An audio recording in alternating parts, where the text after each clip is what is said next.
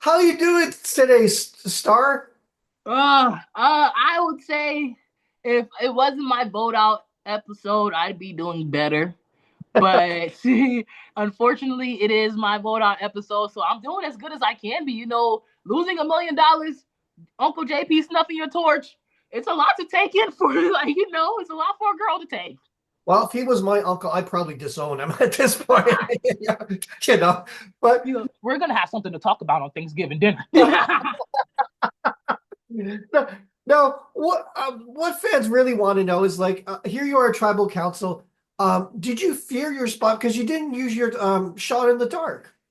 Yeah, I honestly thought that the numbers would have been on my side.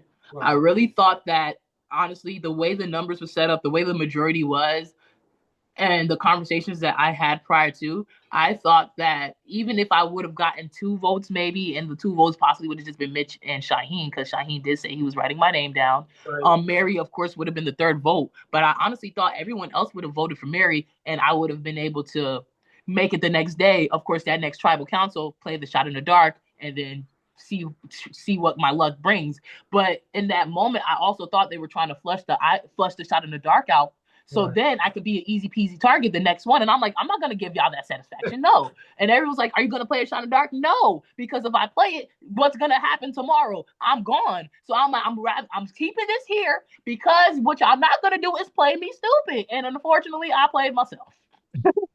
Now, looking at what happened, was there any do you have any knowledge about why they kept Mary over yourself? Uh, Nah, that's a tough one. That's a tough one. But honestly, they've been trying to get me out since day one, at least original lobby. Like we know it's not a surprise. I was on the bottom in original lobby, and if we ever did go to tribal council in original lobby, I would have been going home first things first. So honestly, I think I actually lasted longer than I was supposed to, and maybe even then,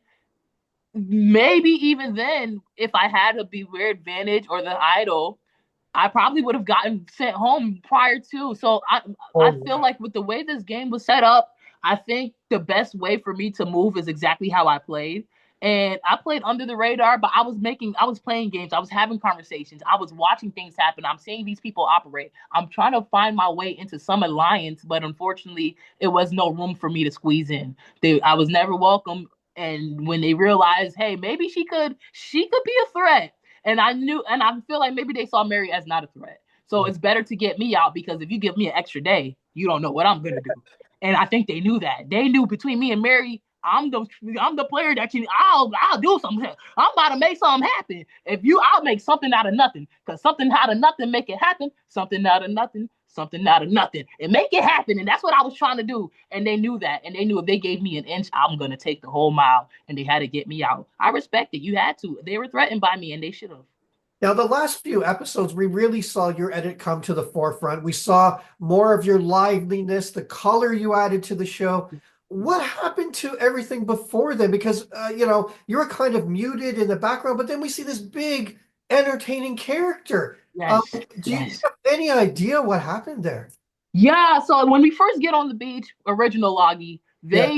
I was struggling there. I was trying to find my place. No one really made me feel like I was a part of the family that they were saying bonding. You're seeing the California girls, they're doing their thing, they're solidified. We're seeing Bianca and Thomas, they're doing their thing, they're solidified. We're seeing Eva, Joe, and Shaheen in that group, and they're solidified. And I'm just here lingering, trying to find something and figure it out. You see me struggling with that beware advantage, trying to understand how can I unlock this. Going to people like, hey, can you help me? And they're playing with me. They're stringing me along. And so you see me constantly fighting and fighting to just get some type of hope somewhere. And I think that I was really depleted after a while because I had no support. And then once we get to New Logi with the tribe swap, everything changed for me. And you see my smile more, and you see me highlight, and you see in this group I'm accepted, even if it wasn't really like that, or I never really was a part of the group.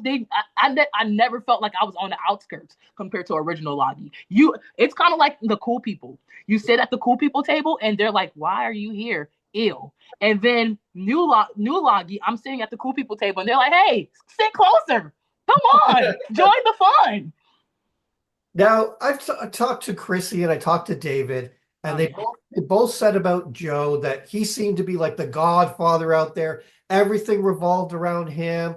Um, I want to get your perspective on what you saw was going out there and your feelings about how he was playing the game and how he was perceived by others, because that's what they said. I want to know what you thought about the whole situation. Honestly, honestly speaking, when you're watching, and I was watching in real time every day, Yeah, but like his he made you feel good.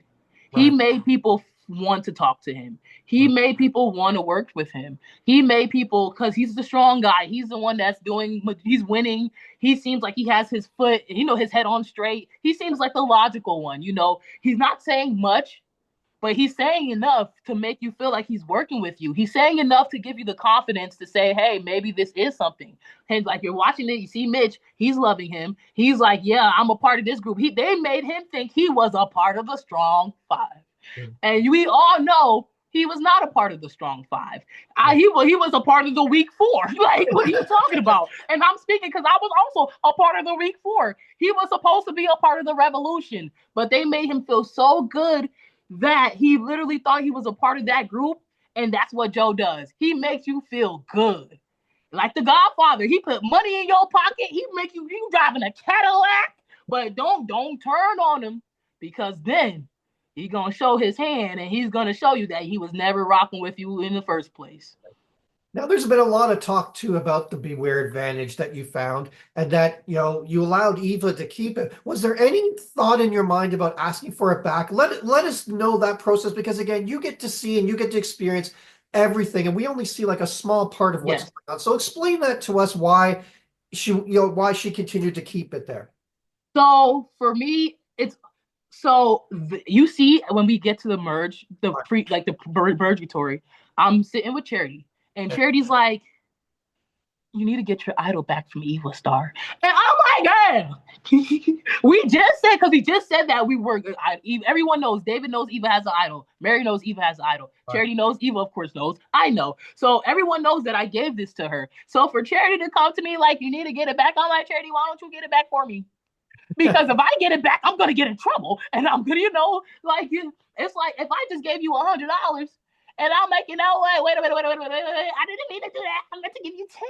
Can I get it back? No, you can't get this $100 back. And I didn't want to know what it would be like if I went to Eva and I said, hey girl, would you play that for me? Or hey girl, can you get, and she'd say no. Because then what am I gonna do? Because what am I gonna do? And then if I cuss her out, I'm gonna be that chaotic person that they're saying that I am.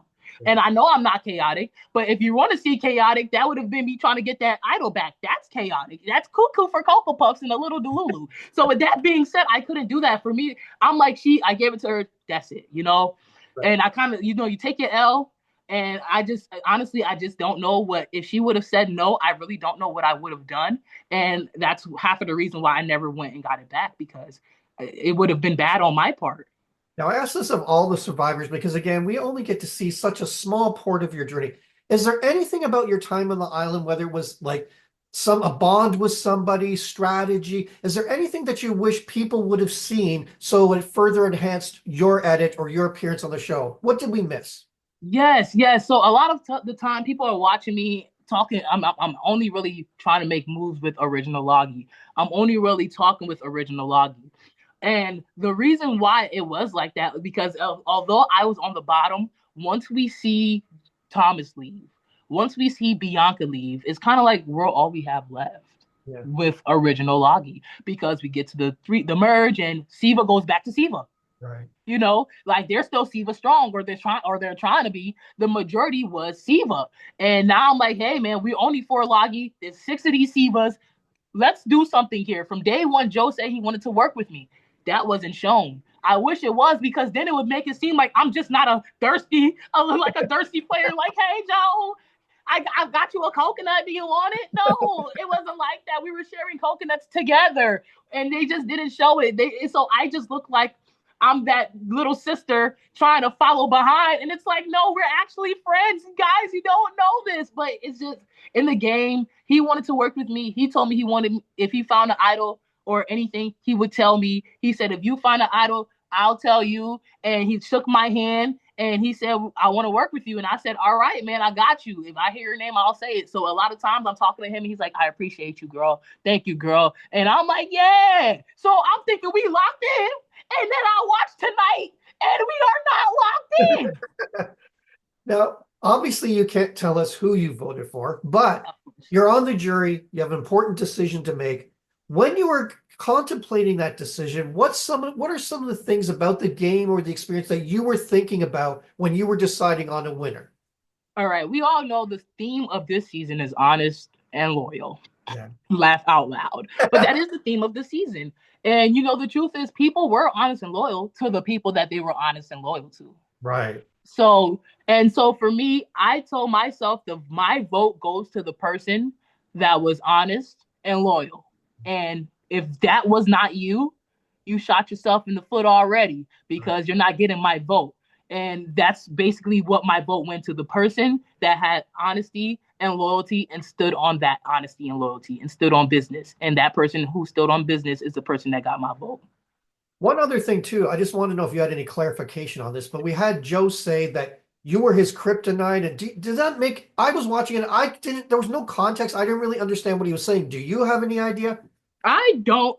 I don't know if he was saying like I was bad for his game, or I don't know if he was saying like I, I really wish I knew. I can't wait for hopefully he might be talking to you next because everybody that went against me needs to get in. They need to go down. If you wrote my name down, you need to be sitting next to me.